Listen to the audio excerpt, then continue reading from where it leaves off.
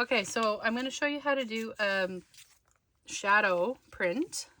So this is my off-grid stencil. I'm going to use that. And I'm going to use 2 colors of paint. So I have raw sienna, which is opaque, and I have burnt sienna, which is also opaque. I'm going to use this for the shadow and this for the top part. So to print this, I'm going to start with the bottom layer, and then I'm going to print the top layer on top of that. So I'm going to start by rolling out a nice good layer of paint.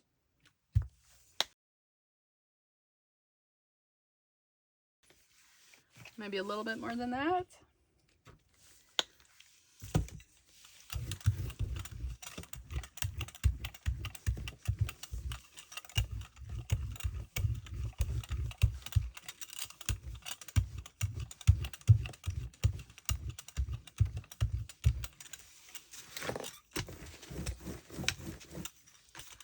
Okay, and I'm going to put my stencil down. And I'm going to use my pickup paper.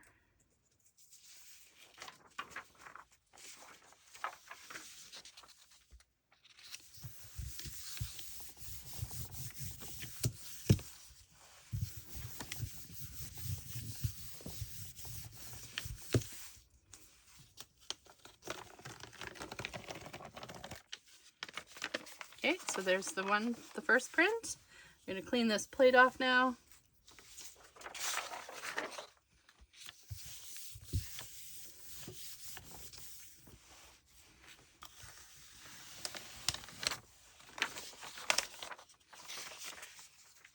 Okay, and now the burnt sienna layer. Put a little bit of paint on there. I already did the burnt sienna layer. No, that's the raw sienna layer.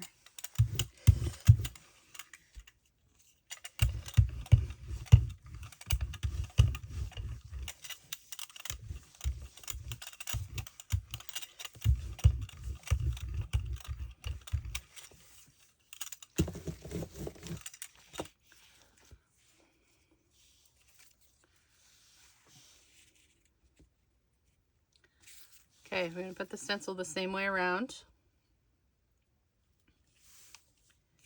And then the best way to make sure this lines up or gets close, you don't want to line it up totally because that's part of the fun, is to turn it over, and you can sort of see the lines underneath.